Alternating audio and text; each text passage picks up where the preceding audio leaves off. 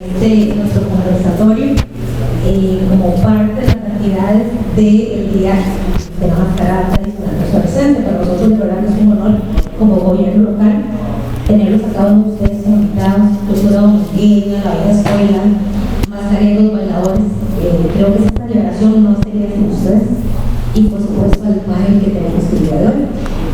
Quiero iniciar en primer lugar dándole las palabras al alcalde para que dé inicio con este conversatorio. ¿De acuerdo?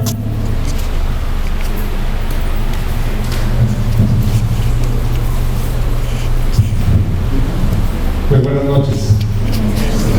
Qué bonito es ver esta biblioteca para la cultura. Ojalá todas las actividades culturales para decir. Porque en Santo Domingo nos estamos muchas veces que tenemos mucha cultura y no la aprovechamos ni la exportamos. Es muy importante ver esta biblioteca. Muchas gracias, don Adrián, don Alessandro, por ayudar, por compartir con nosotros un ratito de su conocimiento. También pues, el título es el arte y la tradición de las mascaradas en Costa Rica y su influencia. Ustedes saben dónde se originaron las mascaradas en este país. A muchos de ustedes sí. Pero lo que yo recuerdo de leer es la época prehispánica, los aborígenes, ¿verdad? Con sus máscaras, y luego la influencia española en Cartago, la Virgen de los Ángeles, Carazones, los mantús y todo eso, y cómo fue evolucionando hasta el día de hoy. Lo he vivido muchos de ellos en la forma de fabricar las máscaras, que es un material muy diferente que se usaba antes. Ahora hay máscaras de fibra hídrica. Entonces, este tema es muy interesante porque los que queremos aprender más de ello venimos a una actividad como esta precisamente para poder hablar un poquito con más propiedad de qué significan las máscaras. Santo Domingo es un cantón tradicionalmente festivo. Las actas municipales desde 1882 indican que aquellas fiestas cada agosto eran muy importantes porque se invitaban a siempre a los públicos y venían a las fiestas de Santo Domingo.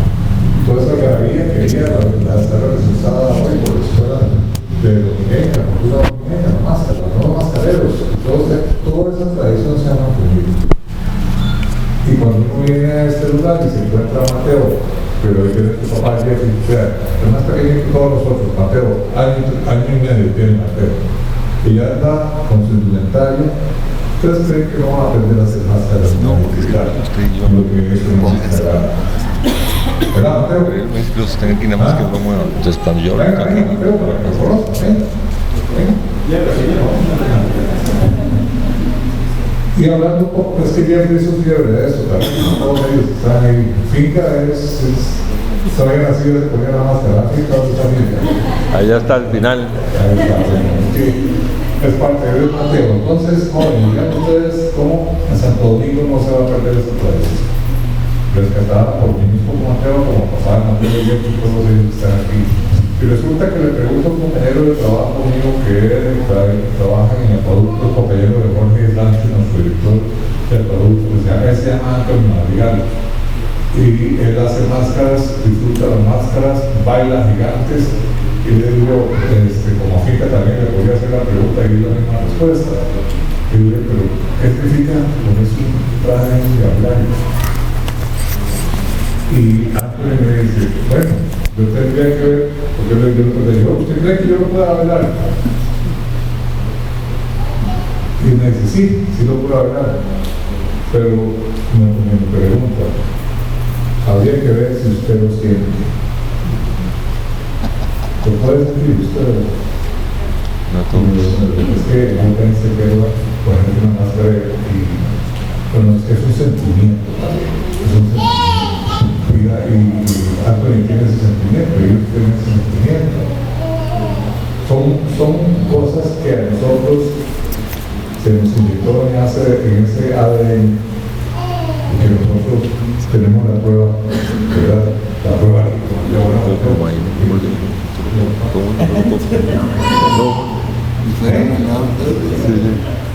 es que, fíjate que la mamá me contó ahora una anécdota. Estaba revisando todas las máscaras que hay ahí, todas le gustaban, y cuando llegó a la máscara, el monstruo de Saprissa se puso a llorar. Y entonces, dijeron, como él nunca va a ser Saprissa, digo, al contrario, de tanta emoción que vio esa risa de una vez. Ahora las tomes. Muy buenas noches y bienvenidos todos.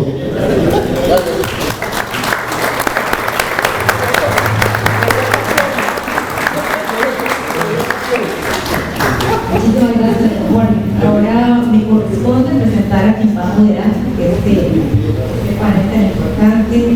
Está siendo Daniela Chávez. Ella es del CICOP, del Centro Internacional de Conservación del Patrimonio. Es arquitecta con una maestría en Medio Ambiente y Desarrollo Sostenible en la Universidad de Londres. Su trayectoria profesional se ha enfocado en la integración del patrimonio cultural, la sostenibilidad y la memoria histórica de los procesos de planificación y desarrollo territorial. Le doy las palabras a Caballero para iniciar con el trabajo. Bueno, muchas gracias y buenas noches a todos. De parte de la Municipalidad de Santo Domingo, de la Biblioteca Municipal Isaac Felipe Sopeira de Costa Rica, nos alegra mucho poder estar con ustedes en este momento. Este panel va a ser bastante interesante. Esta noche nos reunimos para celebrar una de las expresiones más queridas y representativas de nuestra identidad, que son las mascaradas. Entonces voy a pasar a presentar a los panelistas. Comenzamos con don Alessandro Tosati, que es artista visual e investigador del arte popular costarricense. Ha publicado investigaciones sobre la representación simbólica de las mascaradas y su imaginario cultural en Costa Rica. Como director del grupo de danza Teatro Dikis Tikis, conecta el arte popular con el imaginario contemporáneo y su labor educativa busca acercar esas tradiciones a las nuevas generaciones. Si gusta, puede saludar a ver, para que el público lo reconozca. Muy buenas.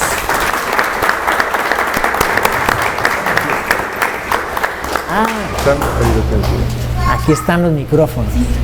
¿Y usted me está invitando a hablar? No, los estoy presentando y ahorita les... Sí, ahorita hablamos. Nada más para que los conozcan un poquito. Sí. A continuación tenemos a don Dani Lara Hidalgo. Es un mascarero radicado en Santo Domingo y fundador de la empresa Mascarar. Durante más de 15 años ha dedicado su vida a la creación artesanal de mascaradas, convirtiéndose en un referente del oficio. Además de producir piezas que llenan de alegría nuestras fiestas, enseña su saber a nuevas generaciones, permitiendo la continuidad de esta práctica. Su trabajo es reconocido tanto por su valor artístico como cultural y comunitario. Gracias. Parece para que lo conozcan.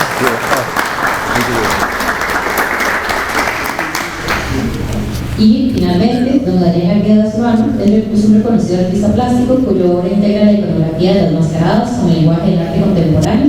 Integra las mascaradas en sus obras, proyectando nuestras expresiones populares hacia nuevas formas de arte.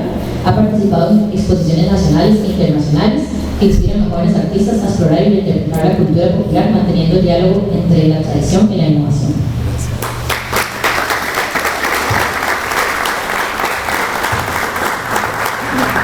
Bueno, ahora sí que ya nos conocemos un poquito, ya el público también nos conoce. Vamos a dar inicio entonces con la intervención. Tal vez abrimos el espacio para que don Alessandro Tosati nos pueda hablar sobre la historia de las mascaradas y su relación con Santo Domingo. Buenas noches. Tomás. ¿Ese funciona? No, no funciona. Eso. Hay que esperar un rato.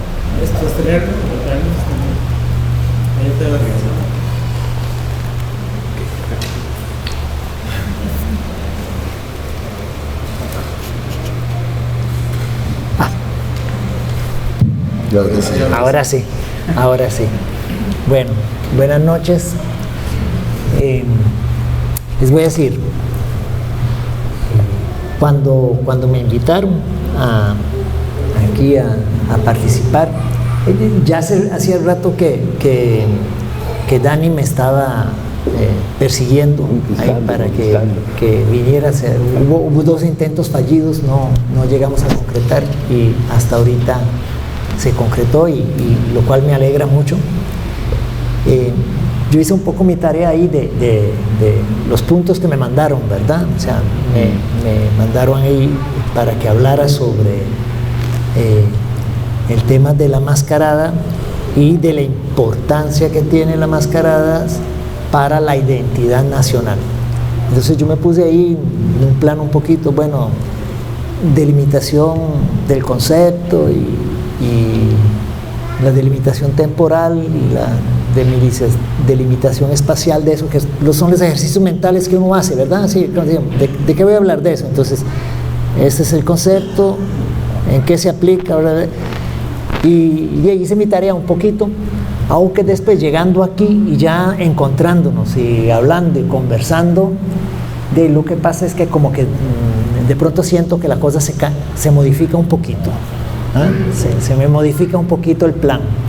Y voy a hablar de eso un poquito porque creo que es importante, pero yo sobre todo, digamos, lo que estoy curioso es de saber qué es lo que quieren realmente, digamos, que hablar. Entonces que sea un poquito más como una conversación. Entonces invito aquí a los presentes, digamos, a que sea más una conversación para saber, digamos, para qué soy bueno. ¿Verdad? Porque sino que aburrido. Y involucramos a todos. Exactamente. Porque yo veo que, digamos, que es un pueblo que tiene un interés profundo, real, que esto está arraigado aquí, entonces lo que tiene sentido es un diálogo, más que una exposición, así que uno venga a hacer. Pero, dicho eso, sí, digamos, de todas maneras voy a empezar con algo un poquito así duro, así de...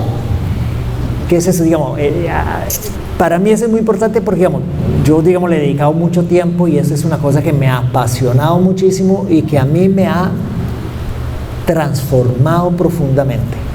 Para mí hay un antes y un después de cuando yo me empecé a involucrar en las fiestas patronales con las tradiciones. Yo no conocía, yo era urbano, ¿verdad? O sea, así, de barrio La California, barrio Escalante y ahí era donde vivía yo. Y vine aquí a Santo Domingo, como les estaba comentando antes, porque tenía un profesor de filosofía y los domingos, cuando yo estaba en el colegio, él me había invitado porque uno era curioso, siempre ha sido curioso. Entonces yo venía aquí a Santo Domingo, pero no me había metido en los elementos de la tradición.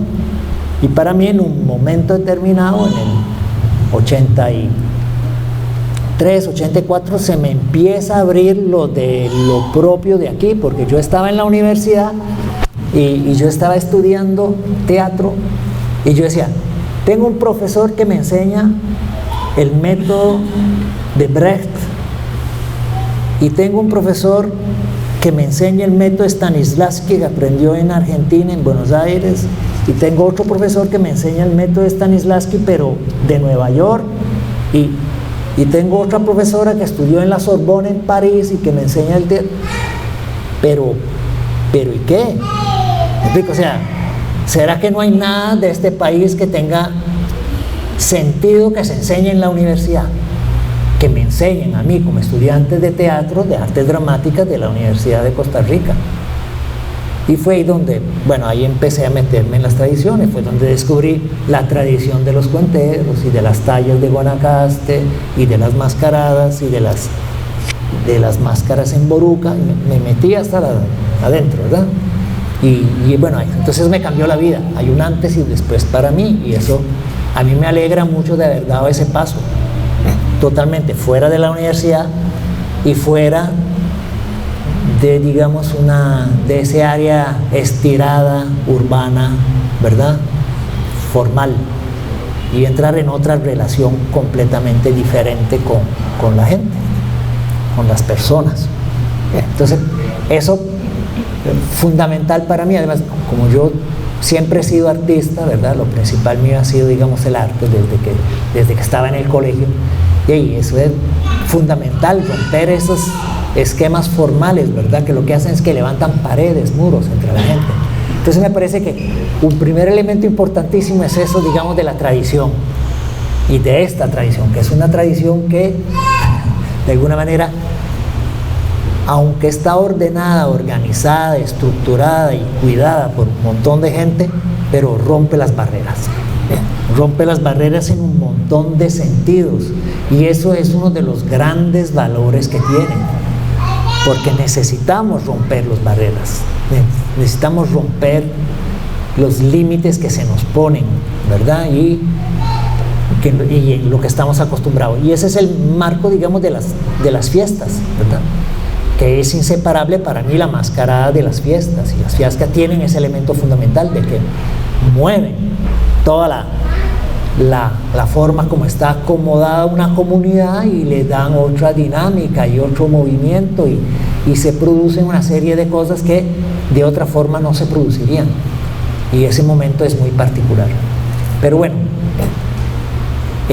entonces, digamos, fue como yo me metí en esto, ¿verdad? Como yo empecé y me conecté y todo. Pero ahí, justamente pensando un poco en eso, es que siento, ¿verdad? Y es una de las cosas duras que quiero decir, es que es una realidad que de alguna manera está en contra de la dinámica general de la sociedad. Vamos hacia otra dirección, ¿verdad? Cada vez más control, cada vez más alejamiento, o sea, pero la inteligencia artificial, los algoritmos, todo eso tienden hacia el control. Todo eso son estructuras que funcionan para el control. No es que sea malo, sino que su lógica es matemática y de control, porque de otra manera, ¿cómo puede un aparato electrónico hacer una cosa si no es controlando todas las variables hasta sus últimas posibilidades, ¿verdad? Entonces, realmente toda la sociedad camina hacia eso, ¿verdad? Y le mete todos los miles de millones que estamos metiendo, los estamos metiendo a eso.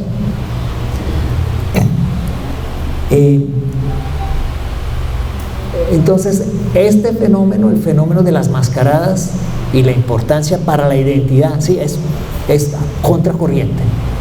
Entonces, ahí a ustedes valorar si eso les parece que es válido, ¿verdad? Si tiene un valor eso o no tiene un valor. Ser cada vez una minoría, cada vez más menor, más chiquitita, ¿verdad? Más minoría dentro del panorama general. Las mascaradas como elemento de la identidad nacional, eso fue lo que me pidieron que reflexionara un poquito. Sí, la identidad nacional costarricense que se construye a final de 1800, ¿verdad?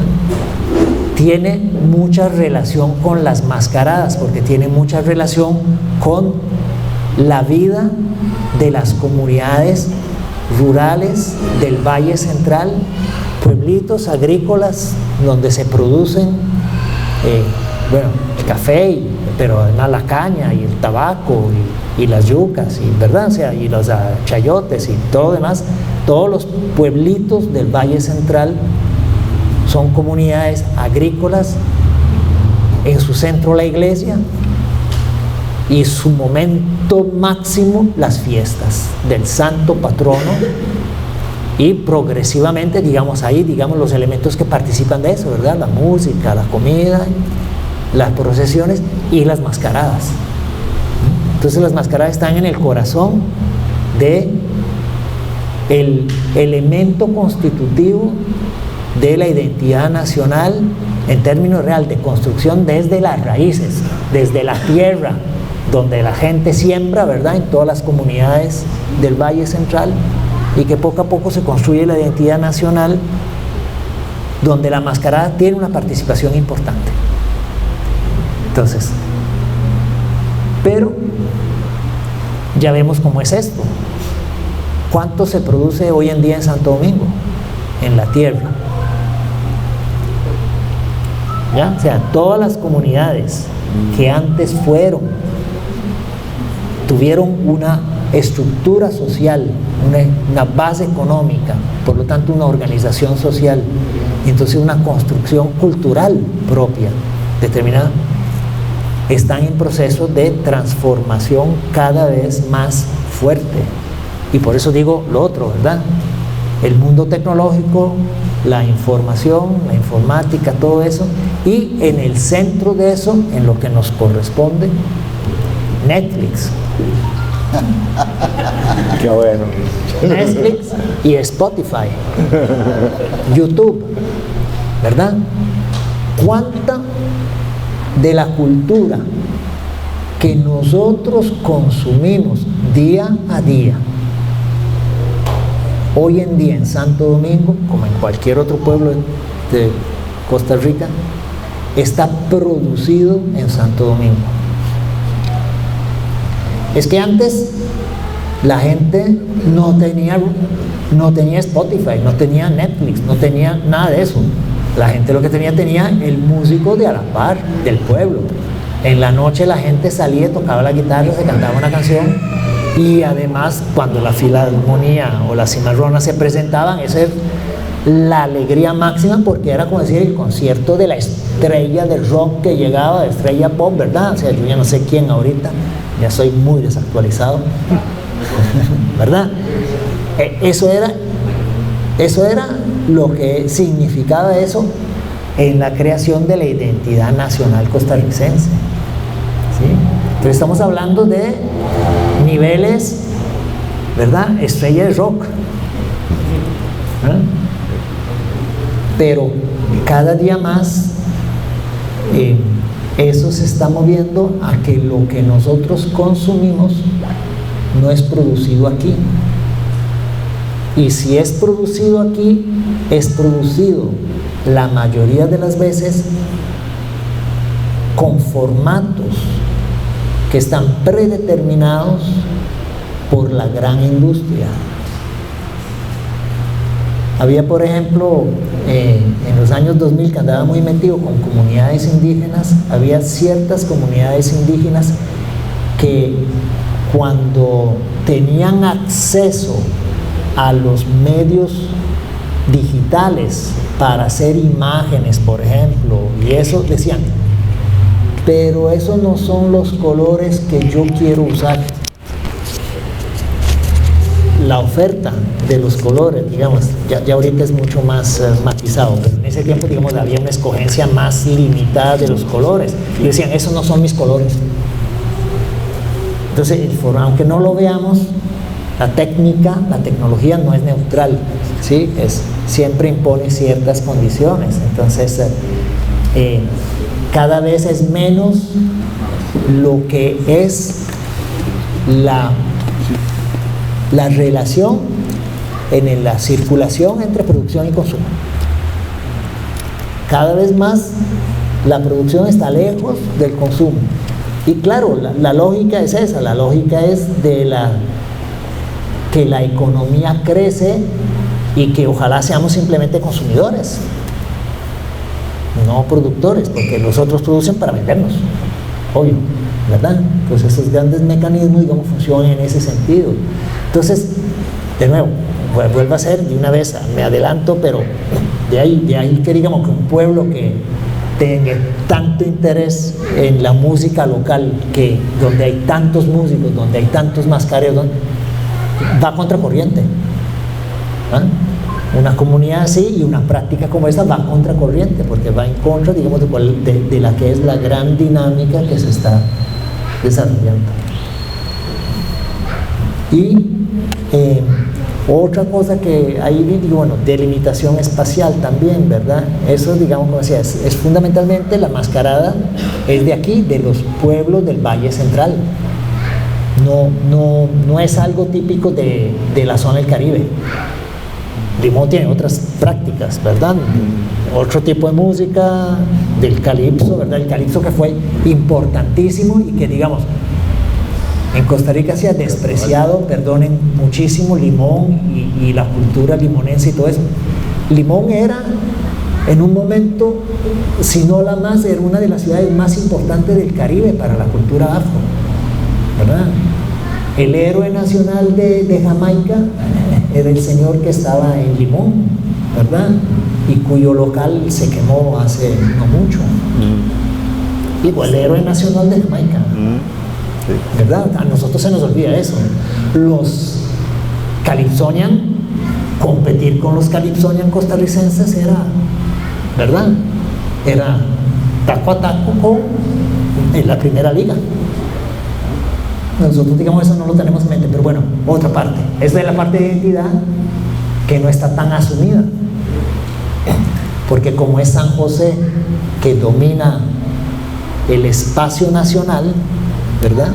Entonces, es ahí, digamos, limitando la mascarada. La mascarada es de aquí y es sí fundamental en la identidad nacional, porque la identidad nacional se construye desde San José, ¿sí? Y también hay que tomar en cuenta que es en contra, ¿verdad? Bajándole el perfil a otras manifestaciones que no son reconocidas como tales con tanta importancia para la identidad nacional. Lo de las poblaciones indígenas, por ejemplo, ¿verdad? Que reciben la cédula hasta hace cuántos días fue que les dieron las cédulas, ¿verdad? No tenían cédula, no tenían derecho a cédulas, ¿verdad? Hasta hace muy poquito. Entonces, si me ponen a reflexionar sobre la importancia de la mascarada para eso, ¿verdad? Hay una cuestión, digamos, histórica. Ahí la historia se va moviendo, entonces en un momento fue fundamental y fue importantísima, y después hay otras dinámicas que vienen y que hacen que, ¿verdad?, se vaya restringiendo, y aquella gran crecimiento y expansión de la mascarada, por más que siga creciendo y de pronto haya más mascareros ahorita de los que hubo en 1930, pero en 1930 era un porcentaje mayor de la producción cultural de lo que es ahorita ese número mayor de mascareros, ¿sí? Entonces, y por otro lado, la delimitación, digamos, espacial, o sea, dentro del ámbito nacional, es sí fundamental, pero porque está centrada en que la identidad nacional se construye desde aquí, ¿sí? Y marginando a otros que quedan en un segundo plano. Es algo que también hay que reconocer, ¿verdad? Dicho eso, cumplí con mi primera tarea, así como de ubicar un poquito eso, ¿verdad? Luego está, digamos, el elemento ya, digamos, por otro lado, de la mascarada, la importancia, bueno, ahora viste en otro sentido. Aquí tenemos un mascarero, ¿verdad? Otro. Aquí hay muchos mascareros, ¿verdad? Entonces, claro, la mascarada no existe sin el mascarero. Esas cosas que la gente, digamos, normalmente se enfrenta a la máscara y ve el objeto, ¿verdad? Y a veces cuesta ver que detrás del objeto hay un mascarero que la hace, ¿verdad? Pero cuando uno ve una máscara, vamos, ¿verdad? Ahí está el mascarero. Pero a la par del mascarero no hay vacío. O sea, el mascarero no hace eso en el vacío. El mascarero tiene una estructura con la cual se maneja para poder hacer las máscaras. Y las máscaras no tienen sentido si alguien no la lleva, ¿verdad? No la carga, no la baila,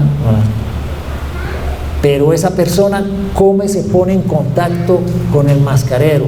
Y con eso no es en cualquier momento, es en un momento determinado, es en la fiesta. Entonces está todo el equipo que lo que hace es que hace que exista el escenario en el tiempo y en el espacio donde la máscara puede transformarse de un objeto allí en la mascarada que recorre el pueblo. Pero hubo quien hizo los trámites para que la mascarada pudiera recorrer las calles. Están los policías, ¿verdad? Están los empleados de la administración pública que preparan, que organizan, que hacen un montón de trámites para que eso se pueda dar, ¿verdad? Existe la gente, bueno, yo no sé cómo es ustedes, pero digamos, normalmente en las fiestas y eso, digamos, están los que venden comida, están los artesanos, están los permisos municipales para ellos, o sea, uno empieza a ver y realmente ese frutito ahí puesto de la rama del árbol nos lleva a la rama del árbol y la rama del árbol nos lleva al árbol, ¿verdad? Y a las hojas y a las raíces, y entonces, ¿verdad? Es toda una estructura muy compleja que exige la participación de cantidad de gente. Ustedes lo saben, obviamente, porque ustedes están metidos en eso, pero eso es algo que normalmente la gente no ve, digamos, toda la organización social tan compleja que existe para que la mascarada pueda existir. Es un fenómeno social y cultural muy complejo, pero digamos social muy complejo. Implica mucha coordinación y participación de la gente. Y eso es algo, pues, maravilloso, ¿verdad? Para mí. Hasta, digamos, los que imprimen una hojita y reparten esa. O sea, ¿cuánta gente participa de un evento de estos? ¿Verdad? Para que la máscara, el fruto, uno pueda agarrarlo y comérselo cuando viene el turista a disfrutar de algo de eso, ¿verdad? Entonces ese es algo, digamos, que normalmente yo he visto que normalmente la gente no está muy acostumbrada a reconocer. Y luego está otro nivel, el de las raíces, porque la mascarada además no es simplemente, digamos, la mascarada, como dijo el señor alcalde, don Gregorio. ¿Cómo? Jorge o Coco. Jorge. ¿Qué es lo que decía que tenía el sentimiento? Sí, el sentimiento. O sea, exactamente. Yo tengo una experiencia muy bonita. Una vez estábamos jugando, haciendo un evento frente al Teatro Nacional, ahí en la Plaza de la Cultura y toda la cuestión, toda esa área. Y de pronto, con unos mascareros de Acerrí, y de pronto el que llevaba el diablo mayor, la máscara grande, que una máscara como esa que decís vos, de estructura, así, grandotota, que aparato casi. Dice, tengo que irme, y suelta la máscara. Entonces soltó la máscara ahí, ¿verdad? Y en ese momento era un momento ahí de la gente corría, los chicos, o sea, obviamente la máscara de la muerte por allá y la otra, aquella algarabía general, ¿verdad? Y yo tengo la máscara y digo, no, como es que esa máscara no se va a jugar. Y estaba con una amiga y su hermano. Y ella me dice, él podría llevarla. Y él se apuntó y se la puso, ¿verdad? Y digo, no, yo nunca me he llevado una máscara, no importa, ahí agárrela, corre ahí. Se mete la máscara, empieza a correrla. No había manera después de que soltara la máscara, ¿verdad? No había forma de que soltara. Fue el último que la soltó. Y cuando ya la soltó y cuando terminó eso, digo, pero ¿qué fue lo que me pasó?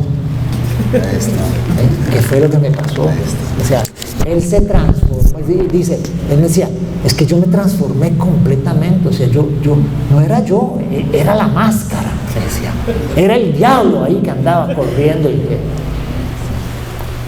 y eso es, o sea, la máscara que está presente en muchísimas culturas tiene un elemento, digamos, es realmente es un instrumento.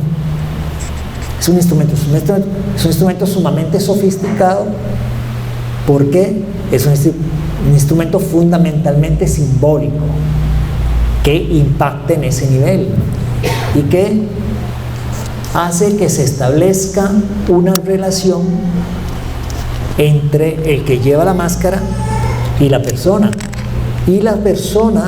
que está viendo la máscara ve en esa máscara no el que la lleva, ni lo que esa persona que lo lleva cree que es esa cosa, sino lo que la persona que ve la máscara ve en esa máscara. A mí me pasó una vez en Venezuela, esto fue, estábamos en Sancos y teníamos unas máscaras porque pero nosotros digamos estábamos completamente cubiertos, no había un solo centímetro de piel desnuda, estábamos completamente, teníamos una máscara con mandíbula articulada y esa cosa, y estaban con esa historia del enamoramiento de la gigante, el gigante enamorando a la gigante que desprecia al gigante, y una vez y otra vez, y el gigante ya, ¿verdad? O sea, pero cabezón ahí detrás de la gigante, o sea, no podía soltar. Entonces ya se va la gigante, se queda el gigante solo, y llegan los diablos y le traen un botellón de guaro así para que se emborrache por las penas, ¿verdad? Y todo eso. Y llegan unos chicos, ¿verdad? Y llega una muchacha y dice, pero usted, ¿por qué es tan tonto? Me dice, ¿verdad? ¿Por qué? Porque, vea, ¿por qué va con esa? No es que esa la está despreciando usted no tiene por qué seguir con una mujer que le está despreciando, ¿sí? Usted, ¿qué hombre es? Que venga conmigo, mejor, venga, yo sé, usted sí me gusta a mí. ¿Ah? El cirineo con la cruz. Así es, pura.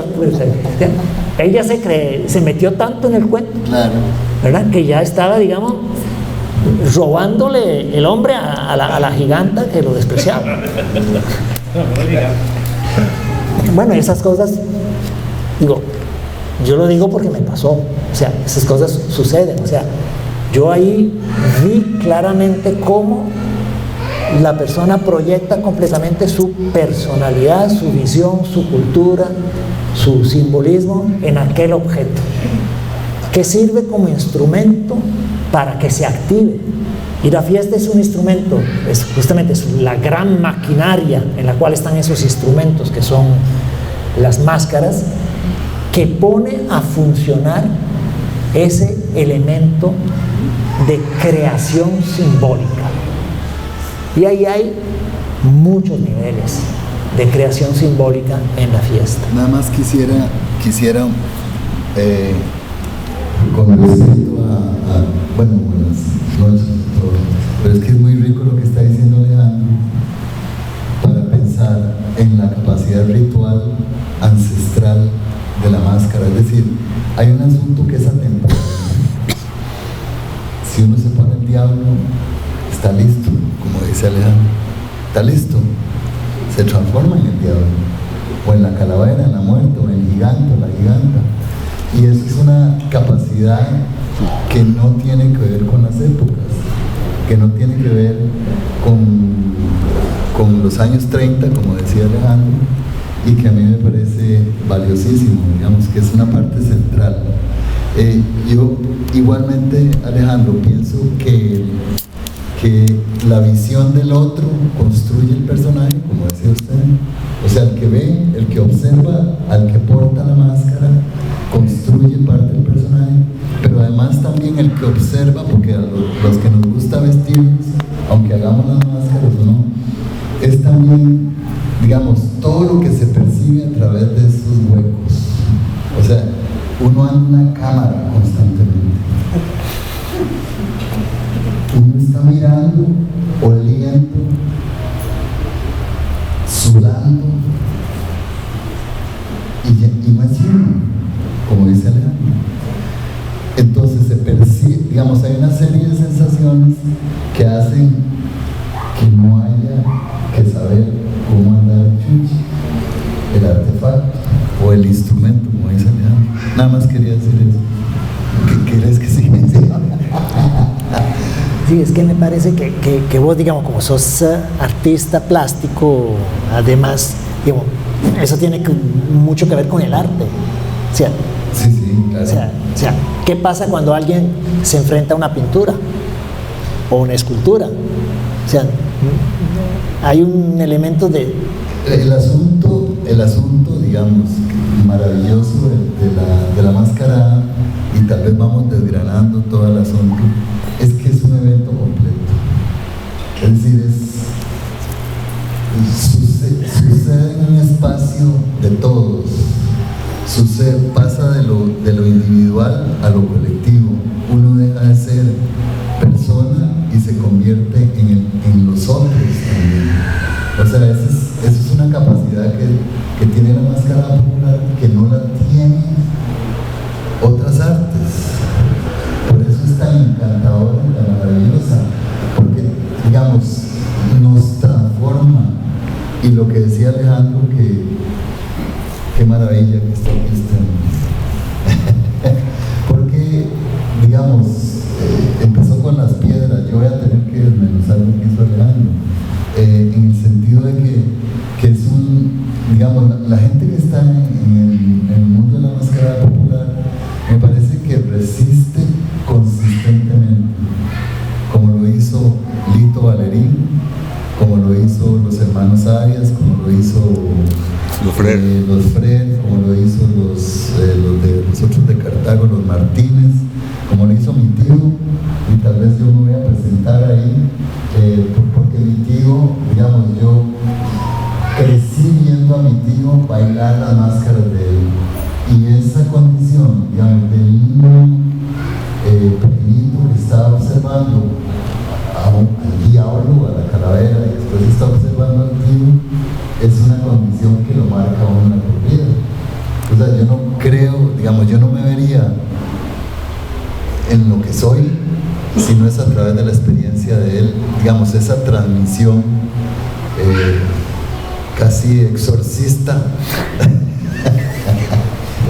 de mi tío. O sea, es la capacidad de maravillar al otro, pero yo lo hice con mi hijo. Y lo que yo percibí, además, lamentablemente lo hice tal vez muy pequeño, pero mi hijo pasó de la columna vertebral así a la columna vertebral así en la máscara.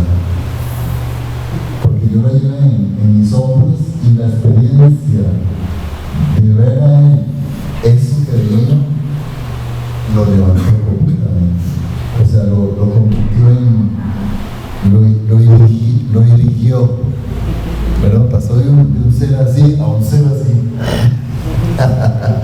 Y eso es mucho para la máscara. Pero entonces eso es lo que pasa. O sea, yo particularmente, yo creo que es muy bello ver a Alejandro también como foráneo y después como costarricense, digamos, en encontrar algo que para nosotros puede ser común, pero yo creo que es una cosa que hay que defender. O sea, y hay que defenderla y hay que aprender también. Yo creo que la mascarada no solo tiene una condición de resistir una sociedad que nos revuelca como le da la gana. La mascarada, digamos, nos permite ser comunidad, nos permite disfrutar, nos recuerda cosas ancestrales que tienen las mascaradas de Roma, que tienen las mascaradas de todas las comunidades ancestrales de todo el planeta. Y es que somos algo más que eso. Somos algo más que esa correntada de hoy, ¿verdad? Es decir, es avasallante. Nos están quitando también la idea de ser un grupo, una sociedad. Y yo creo que eso es, digamos, el evento como tal, la mascarada como tal, yo creo que es fundamental para resistir ante esa cosa tan grande, tan avasallante como Netflix. Yo quiero agregarle algo más, que es, o sea, que al final es lo mismo también que ellos han dicho, pero lo defino de otra manera: la identidad. O sea, todo, para mí, al 100%, lo referente a la mascarada es identidad. Desde la identidad del mascarero, o sea, cuando ustedes ven, por lo menos nosotros somos oriundos de Barba, bueno, diríamos todavía es barbeño, pero uno en Barba identifica, o sea, hay más de 30 mascareros, y uno ve las máscaras y uno sabe de quién son, ¿verdad? Adrián sabe cuál es de Damaris, cuál es de Chico, cuál es de Bombillo, cuál es de Kuchev. O sea, uno los identifica, porque tienen su propia identidad, así como tienen la identidad los pueblos. La mascarada de Santo Domingo, si ustedes me dicen, defínala, yo la defino por lo que a ellos les gusta. los gigantes. La mascarada de Santo Domingo es una mascarada basada en el baile de gigantes, y no solo gigante y la giganta, sino gigante de la bruja, gigante del diablo, de todo tipo de gigantes. Es lo que más los inspira. En Barba es otra cultura diferente, una gigante y un gigante y un montón de máscaras de casco, ¿verdad? Principalmente, por ahí uno que otro cabezón con los diablos. Pero, y si vemos a Santa Cruz es otra cosa, y si vemos a Santa Bárbara es otra cosa. Cada mascarada marca una identidad de un pueblo, o sea, primero a veces de un mascarero. Los bailarines tienen su estilo, ya uno sabe cuál bailarín, y a veces nos pasaba de niños, quienes no, que uno llegaba y veía a alguien con la máscara puesta y uno sabía hasta por el caminado quién era, ¿verdad? Sí, sí. En Barba hacíamos nosotros de niños tontos, ¿verdad? Llegábamos y nos cambiábamos las tenis para que no nos reconocieran, ¿verdad? Pero en la infantilidad de uno eso lo iba a lograr, ¿verdad? Y cuando todo el que lo conocía, todos tenemos un caminado diferente, un estilo diferente, ¿verdad? A veces nos poníamos una tenis de uno y otra tenis de otro, igual, ¿verdad? Una pura inocencia. Pero esas risas, y es lo que la mascarada da. O sea, yo digo, la mascarada a veces es un boleto a la libertad. Cuando uno se pone la máscara, a veces uno deja de ser uno mismo y hace cosas que sin la máscara no haría, ¿verdad? Desde el baile, desde abrazarse con un montón de gente borracha, a veces que uno ni los conoce, ¿verdad? Y malolientes y todo, pero no importa, todo se vale, ¿verdad? Hay muchos gente de muchos pueblos. Y lo digo así, o sea, soy muy católico también, pero hay gente que espera más la mascarada del santo patrono que la Navidad. Y quizás ¿por qué? Porque la Navidad por sí es lo más lindo, ¿verdad? La llegada de nuestro Señor para los que somos católicos. Pero otros, como decía don Alejandro, hemos tenido influencias de todo y se ha convertido en algo muy comercial. Y si no tiene plata, la Navidad no es tan feliz. Hay que decirlo así. Si se quedó sin trabajo y no tiene aguinaldo, no es una feliz Navidad, es una triste Navidad. Cosa que las fiestas del patrono, ahí don Alejandro creo que en algún momento lo dijo, ahí no hay ricos, ni hay pobres, no hay feos, ni hay guapos, no hay enfermos, ni hay sanos, ahí todos somos, lo que decía Adrián, pasa de lo individual a lo colectivo, todos nos volvemos una manada. Y una manada que el único requisito es querer ir a disfrutar.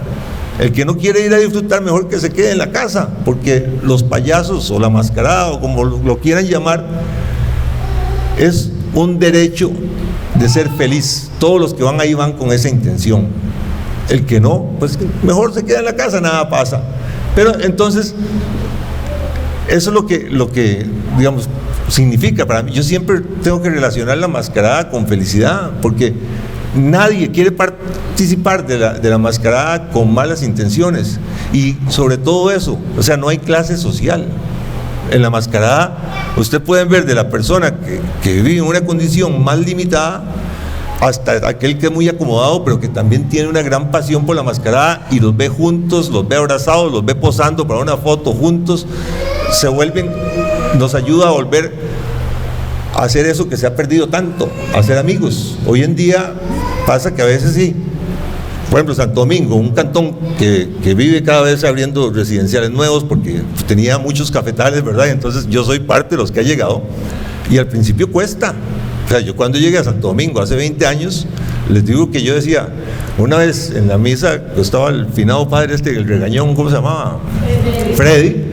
Estamos en la misa y dan la paz, y yo digo, y nadie me dio la paz. O sea, yo dije, ¿qué estoy haciendo yo aquí? Y ve, no es una exageración. O sea, nos fuimos para Santo Tomás como por 10 años, porque uno venía acostumbrado, y no era culpa de la gente de Santo Domingo, es porque no lo conocen a uno, y tal vez lo veían a uno medio raro, ¿verdad? Y ya después empecé a conocer a la gente y participo en la Feria del Agricultor y con las mascaradas y con todo, y ahora pues ya me siento parte de, ¿verdad? Digamos, ya uno se siente querido y todo, pero al principio eso no es tan fácil, y la mascarada tiene esa magia, que la mascarada puede ser, como decía don Alejandro, un gringo loco que llega, o un turista que llega y se mete en la pelota y es parte de la pelota, o sea, no tiene que pedir permiso. Entonces pues por ahí era un poco para ser parte de esa idea. Tal vez, no sé si hay una pregunta del público. Buenas noches. Como se dan cuenta, no necesito micrófono con voz de educadora, ¿verdad?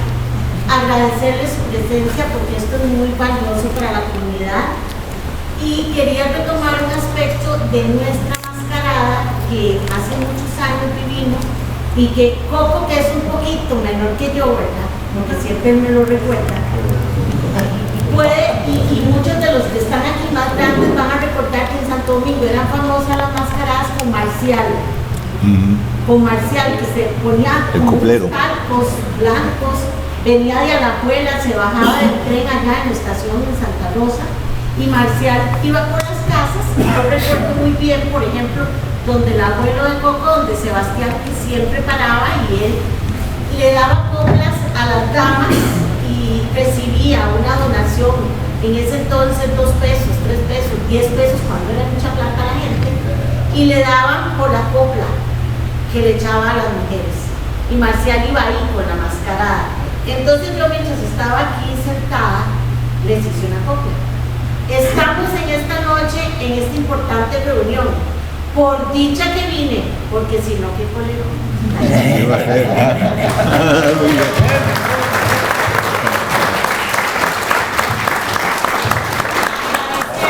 Y también reconocer la labor de estos muchachos con esta escuela donde. Y les voy a decir por qué reconocer.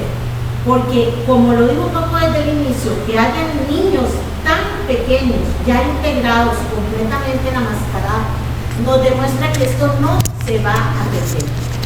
Y también me gusta mucho de ellos ver la organización de los padres en la mascarada, porque como usted decía, hasta un volantito que usted reparte, ver a los papás repartiendo agua, ver al final como les dan un paquetito de galletas, un juguito a todos los chiquitos que participen, que son pocas organizadores de mascaradas, porque en la mayoría, como diríamos aquí en este pueblo, lo que le dan es un farolazo o un mecatazo, ¿verdad?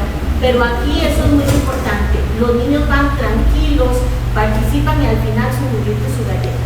Es de reconocer esa labor de todos, guiados por personas como Michael, como los compañeros que están de aquel lado, Gerardo, otro, que desde pequeños están incluyendo a sus hijos para que esta tradición no se pierda.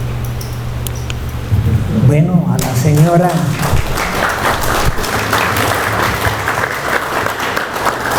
Bueno, a la señora que hizo una copla para esta ocasión, Me la va a responder. que vaya entonces mi felicitación.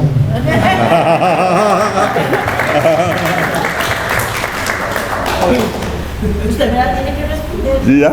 ¿Ya?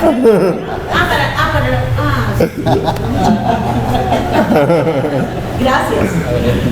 Bueno, continuando con el diálogo, no sé si hay alguna otra pregunta por parte del público.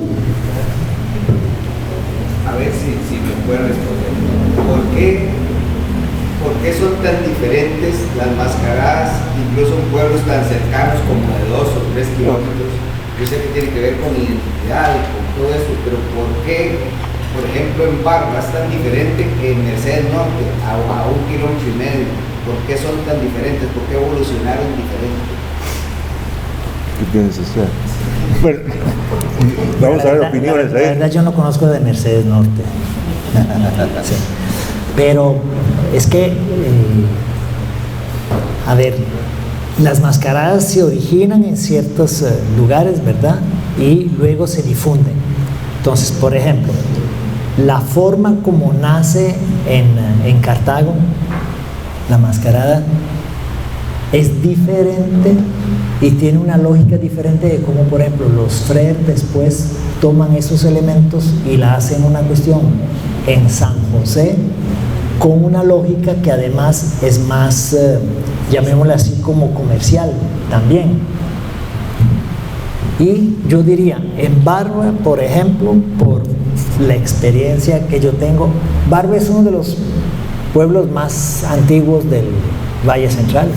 Y no creo que nadie se extraña si digo que tiene una herencia indígena muy fuerte. Y ahí usted tiene, digamos, un elemento, por ejemplo, con el cual se puede inmediatamente trabajar. Digamos, no es lo mismo una mascarada hecha en Cartago con el contexto social y la visión y con la imagen de la negrita y todo que había en Cartago, de una mascarada pensada, digamos, y hecha, digamos, en Barba de Heredia con la tradición indígena, donde, por ejemplo, la música estaba muy marcada por la herencia indígena, ¿verdad? O sea, las chirimías y eso. Entonces, yo lo que digo, ¿por qué? Porque hay diferencias culturales, históricas, sociales de un lugar y el otro. Entonces eso le da la forma específica en la cual se manifiesta eso. Eso es como yo lo veo, yo no sé cómo lo ven ustedes. Yo le sumo algo siempre en la misma dirección de don Alejandro. Por ejemplo, la de Cartago es, o sea, por lo que he leído, es casi creada por la iglesia, ¿verdad? Hasta habían promesantes, gente que iban vestidos de indígenas y todo, si no me equivoco, ahí don Alejandro me corrige, que iban a pagar una promesa en la pasada de la Virgen de los Ángeles disfrazados. Eso era parte de una promesa, ¿verdad? Hasta cuando inclusive hay un conflicto religioso y un padre dice que que no más promesas disfrazados. Entonces, y sale de una mezcla cultural grandísima, ¿verdad? Que era cuando en el momento de se declara la Virgen de los Ángeles como patrona, coincide con la abolición de la esclavitud, y en Cartago habían pardos, habían indígenas, habían negros, habían españoles, había una mezcla de todo lado, y nace esa mascarada de Cartago. La de San José nace para las fiestas de San José, ya tal vez lo religioso, a pesar de que era el patrono San José, pero son las fiestas de fin de año, ni siquiera tenía que ver tal vez con eso, pero ya no es tan fuerte el tema religioso, sino más el tema de la fiesta, ¿verdad? Y otra cosa que yo le agregaría a veces es el liderazgo de los pioneros.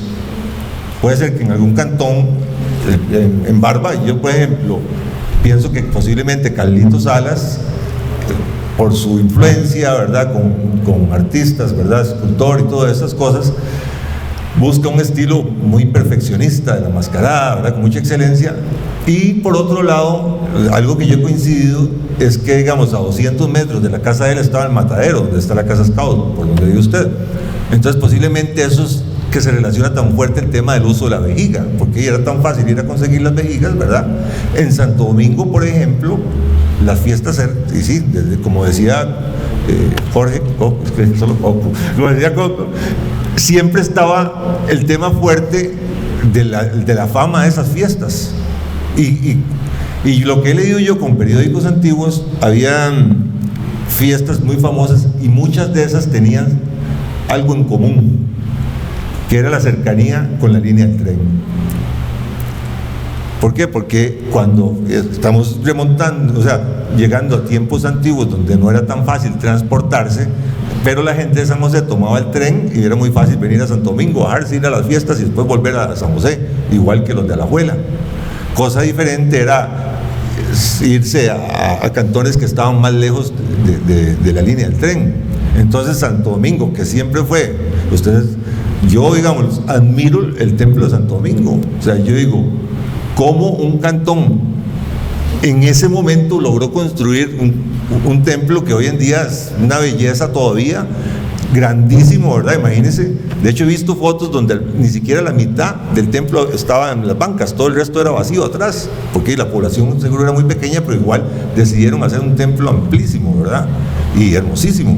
Entonces uno dice, eso es parte de los pioneros de Santo Domingo que quisieron y lograron buscar que Santo Domingo fuera un cantón lleno de grandeza y lleno de cultura, ¿verdad? Porque aquí, desde Isaac Felipe Azojeifa, que lleva el nombre de esta biblioteca, ha habido mucha gente que se ocupa del tema cultural, ¿verdad?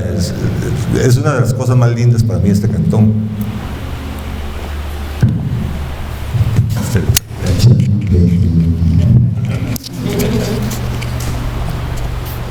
Barba, y tenés razón, Barba es producto indígena. La gente de Mubuki tuvo problemas con Barba, porque eso lo dice Mike, él hizo investigación, Miguel Rodríguez, es microbiólogo.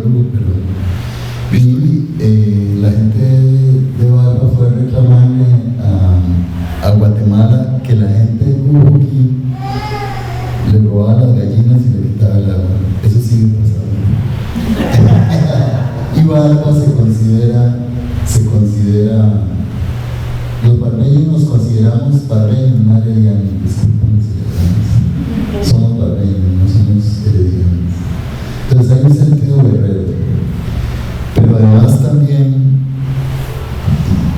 que es lo que yo creo a través de la observación del tiempo y todo, es que la mascarada es un micromundo del contexto, o sea, refleja lo que sucede en el contexto. Es muy interesante oír a usted que les da fresquitos y todo, en Barba les da mejigazos y todo para que lleve, huela, sienta, la gente es golpeada, es sometida. ¿Y qué refleja eso? La violencia en la que vivimos. Entonces es un retrato de la comunidad. Ahora, ¿nos consideramos violentos? Yo creo que no, porque es que ahí también viene la parte ancestral. O sea, el uso de la máscara representa los ciclos de la vida, representa la agricultura, los ciclos de la agricultura, representa la vida y la muerte. Yo no conozco tan de fondo la máscara aquí en Santo Domingo y voy a venir a darme unas vueltas, porque digamos que yo he centrado mi investigación en Barba. Mañana bien. Pero es que hay que ver a la Maris allá. Bueno, el asunto es que si la máscara representa eso y lo llevamos de manera inconsciente, también tenemos necesidades. Es un chivo expiatorio, o sea, sacamos lo que hay. Y es una muy buena forma de concentrar toda esa energía anual en ese momento específico. Entonces la gente se emborracha mucho, la gente consume drogas, la gente baila, y hay gente que vamos a disfrutar también, no tomamos, pero hay una parte del pueblo que saca eso, lo que decía Dani. Entonces, yo creo que lo que hay que hacer es analizar cada pueblo y entender por qué ha devenido en eso. Yo veo los cabezazos de Acerrí y yo creo que eso es más violento que Barba. Sí, claro. O sea, que le peguen un pupazo de esos, o una máscara de esas, a uno le rompen la cabeza. Chillazos de puta. Es un golpe bastante inofensivo. Y el limón para el que tiene costumbre, la máscara. el limón está acostumbrado a ver y a sentir aquella cosa. Entonces yo creo que tal vez para darle un poquito de cierre a esto, cada pueblo experimenta la mascarada desde su lugar, desde sus necesidades, desde cómo la siente, y yo creo que esa es la maravilla también en el país, o sea, esa variedad, esa riqueza de colores, sabores, y que dicha que existe una mascarada buena, que es la de Santo Domingo. Voy a seguir un poquito sobre esto. Aquí hay dos cosas importantes que me parecen muy importantes. Una es que un elemento importante es que querramos o no querramos, queremos ser diferentes. Y esa es una cosa que siempre culturalmente está. Yo soy de aquí y hago lo mismo, pero lo hago diferente, un poquito. Entonces, yo creo que ese es un elemento fundamental, digamos, en el campo cultural, ¿verdad? Y siempre hay una diferenciación, hay un intento de diferenciación, porque eso me ayuda a definirme a mí más. Me da más identidad a mí porque yo soy diferente de cómo lo hacen en Barba. Alejandro, pero deviene una variedad, porque inicialmente, por ejemplo, en Barba se sabe que actuaban, habían copleros también. Sí. El personaje de la vejiga o el hombre de la vejiga era uno. O sea, eso también va cambiando conforme cambia la sociedad.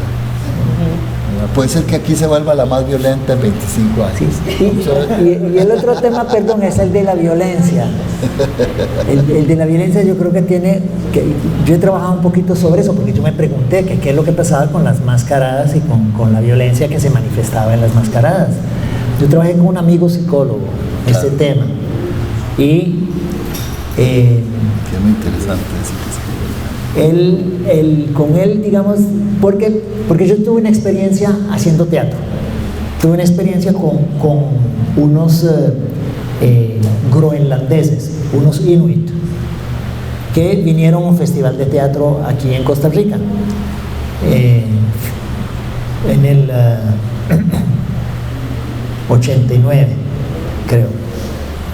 En el 89, creo. Y ellos traían una cosa que era de la tradición de ellos, de cuando empieza el deshielo.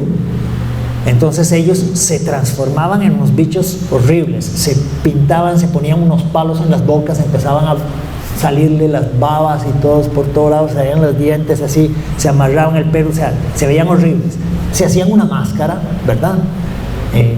Con pieles y con cosas, y jugaban con la gente. Era una interacción con la gente de seducción y agresión. Entonces yo decía, pero ¿qué es lo que hacen ustedes? Yo le pregunté. Entonces me decían, es que este es un personaje tradicional y es una tradición que tenemos en el deshielo, cuando los chiquitos recién salidos del periodo invernal, donde han estado encerrados durante todos los meses que son ahí, vean, en un iglú, empiezan a salir y el mundo es maravilloso de pronto. Pero es cuando los animales que han estado hibernando, los osos y eso, durante todo el año, se despiertan y van a cacería. Entonces, si el mundo es hermoso y fantástico y es seductor y te encanta, pero te puede llevar, me decían. Entonces, yo fue donde empecé a pensar en eso, ¿verdad? O sea, y reflexioné que en realidad el tema de la violencia y las batallas rituales están sumamente presentes en las tradiciones de todo el mundo de las fiestas. Entonces con ese amigo estuvimos en Barba justamente, y después decían, sí, claro, es que los chiquillos con las máscaras y los otros se enfrentan, se retan, hay un reto, y sí, hay como un desborde emocional que puede ser violento, típico de ¿qué? Del sector de los adolescentes y de los jóvenes. El aprender a manejar la violencia y enfrentarse a la violencia. Y luego veíamos, digamos, como un chiquillo, fue un momento, digamos, muy particular en que un chiquillo estaba con el papá, y se corrió y se puso detrás de los ustedes seguramente han visto esa imagen un montón de veces. El chiquillo corrió detrás y se agarra detrás de las piernas del papá, que lo protege de la máscara que está allá. Dice, claro, es que está desarrollando una estrategia el niño, práctica, concreta, para enfrentar la violencia del mundo adulto. Es buenísimo. Jamás hay que prohibir esta violencia, decía mi amigo psicólogo. Esto es un enseñamiento que a ese niño le va a quedar profundamente grabado, y porque él es capaz de desarrollar estrategias concretas para enfrentarse a la violencia del mundo. El juego. ¿Ya? Ese juego. Entonces, sobre el tema de la violencia, yo creo que habría mucho que conversar y que mucho que ver. Yo creo que como hay un montón de aspectos, digamos, en las mascaradas que realmente van mucho más allá. Digamos, nosotros nos quedamos con lo inmediato muchas veces. Claro.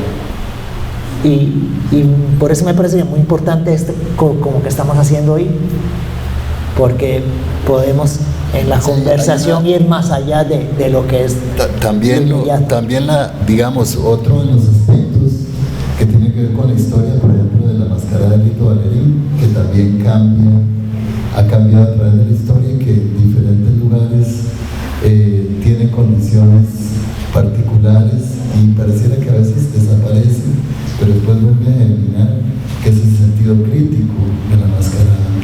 O sea, hay mascaradas que parecieran que son como muy edulcoradas, pero inicialmente la mascarada, digamos, el lugar donde surge es de un lugar marginal, ¿verdad? Si es la puerta donde está la gente,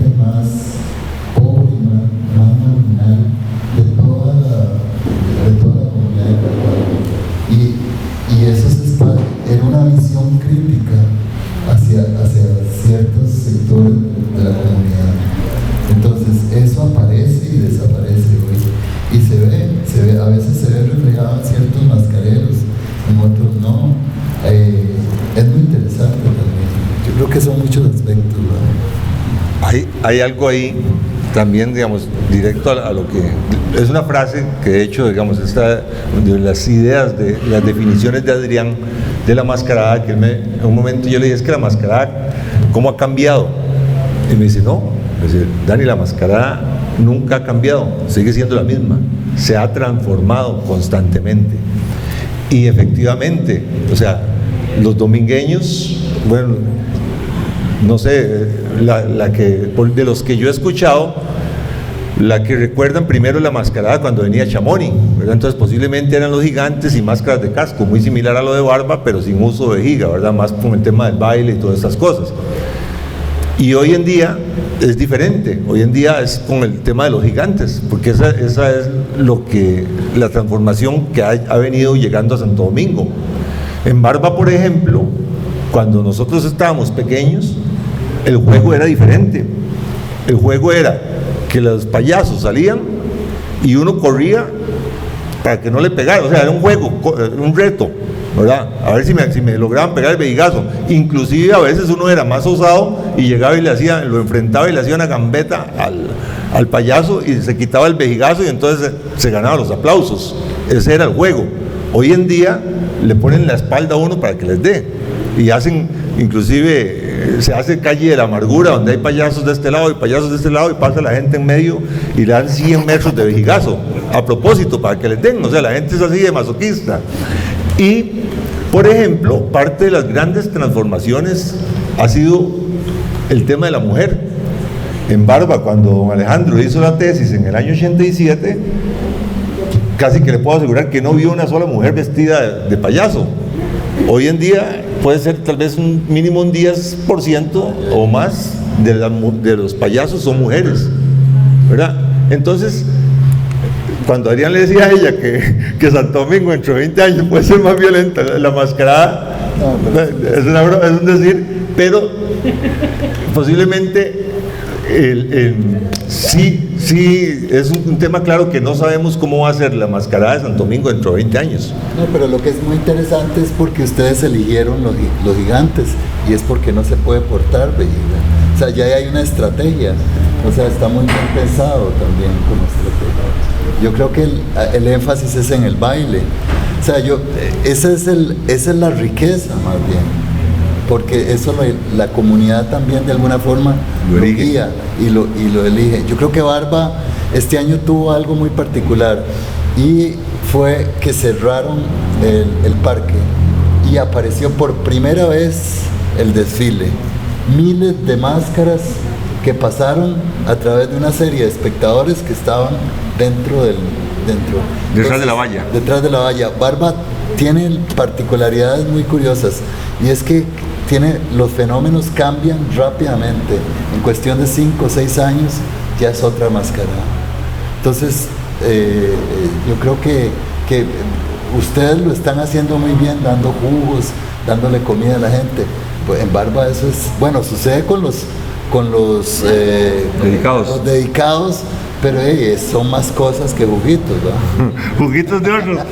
Juguitos etílicos. Sí. No, y hay algo para mí importantísimo que ustedes lo dicen con esto de los niños.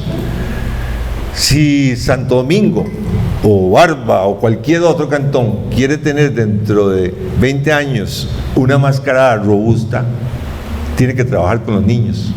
O sea, a nosotros, bueno, a mí, la niña Olga Salazar en la escuela, en 5º grado, 6º grado, me llevó hasta su propia casa y nos enseñó a hacer máscaras en la casa de ella, en tiempo libre de ella, ni siquiera en la escuela, ¿verdad?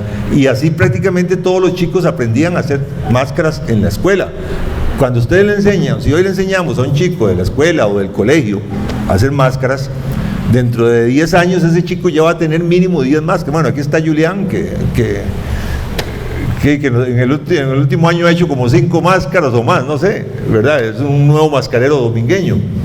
Y entonces esa es la semilla. Si uno le enseña a un chico a hacer máscaras, dentro de 5 años ese chico va a tener 10, 15 o hasta más máscaras. Entonces, si le enseñamos a 20 chicos, imagínense las máscaras que vamos a tener en el cantón.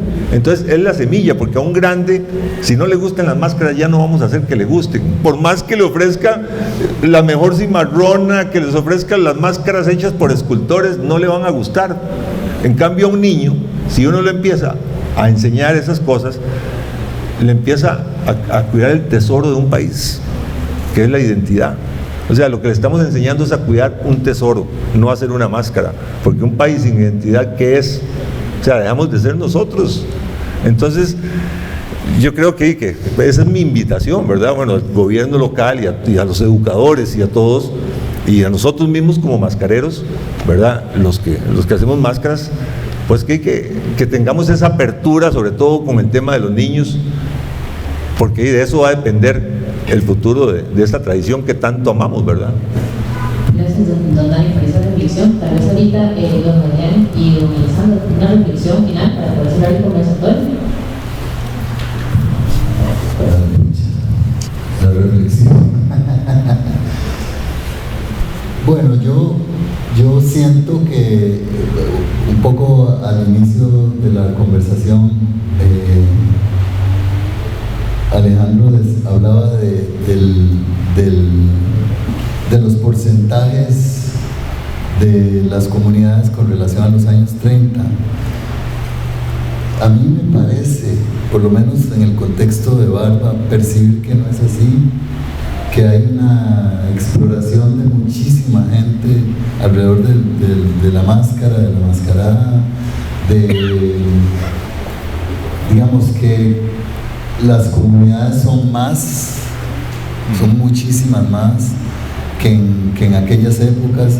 Sí estamos en un momento complejísimo, digamos, porque también entendemos la globalización como un proceso que ya está aquí, está metido en los celulares, está metido en las redes y está metido en toda la estructura política también, cultural del país, pero que yo creo que todos, por lo menos los que estamos acá, tenemos un compromiso, y tenemos un compromiso de resistir y de mostrar que la riqueza de nuestros ancestros va más allá de la colonia, que viene desde otros momentos, que es telúrica, como decía mi tío, es decir, que venía del volcán, y que de ahí vamos a aguantar lo que haya que hacer, aunque sea punta de vigazos. Bueno, yo me quedaría con las palabras de Adrián y solamente agregaría realmente un agradecimiento por haber organizado esta actividad y por haberme recibido aquí.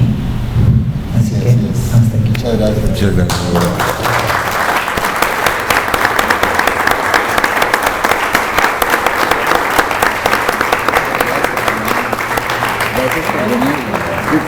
La próxima.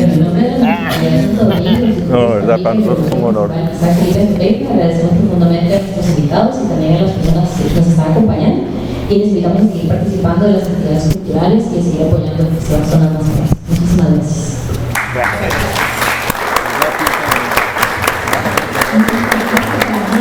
Quiero invitar a los miembros del Consejo Municipal que se hagan un reconocimiento para nuestro pan. Doña Elsa,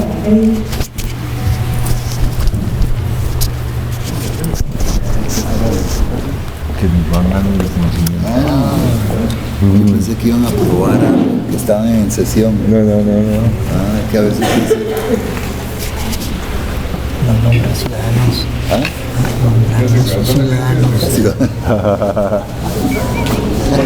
Sí. Para el diablo, ¿no? Ay, qué bonito. Muchísimas gracias. Muy agradecido. Gracias. Muchísimas gracias, de verdad. Muy valioso. Muchas gracias. De nuevo. Gracias. Muy amable. Gracias. Gracias, don Jorge, Marianela. Muchas gracias. Y Ruth, que por ahí está. Yo me quedé con que tal vez hubo pocas preguntas, le dejamos poco espacio a ustedes para preguntar, pero tal vez ahora podemos conversar más. Coloquialmente. Sí. De por cierto, yo creo que los perros. Hablar, ¿usted cree?